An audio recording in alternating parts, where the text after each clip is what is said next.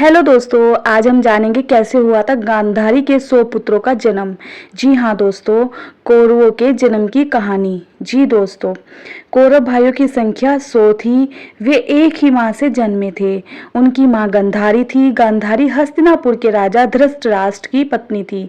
धृतराष्ट्र जन्म से अंधे थे, तो गांधारी ने भी उम्र भर अपनी आंखों को बंद रखा था। महाभारत ग्रंथ में उनके 100 पुत्रों के जन्म मरण की पूरी कथा है। जी हाँ दोस्तों, महाभारत का विनाशकारी युद्ध कौरव पांडवों के बीच हुआ था। कौरव पांडव वैसे एक ही कुल के थे और चाचा ताऊ की संतानें थे। कौरव भाइयों की संख्या 100 थी, वहीं पांडव 5 भाई थे। आज मैं आपको बताऊंगी कि एक ही माँ से कैसे 100 कौरवों का जन्म हुआ था। क्या किसी का वरदान का प्रभाव था या कुछ और? जी हाँ दोस्तों, इस बारे में महाभारत में विस्तार से वर्णन किया गया है।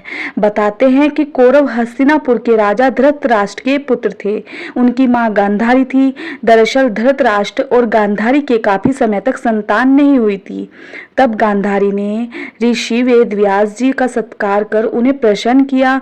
व्यास जी ने उन्हें 100 पुत्रों की मां होने का आशीर्वाद दिया। समय आने पर गांधारी का गर्भ ठहरा। ऐसा उल्लेख है कि गांधारी 9 महीने के बजाय 2 साल तक गर्भवती रही। बाद में प्रसव के दौरान एक मांस का टुकड़ा हुआ, यानी गांधारी को एक भी संतान नहीं हुई। इससे वह घबरा गई।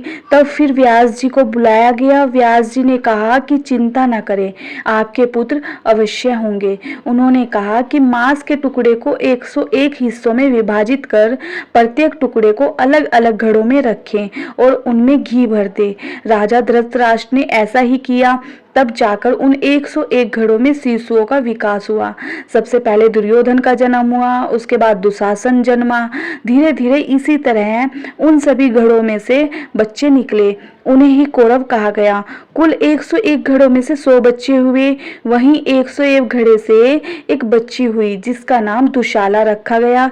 वह 100 कौरवों की अकेली बहन थी। इस प्रकार गांधारी के 100 कौरवों समेत एक कन्या पैदा हुई।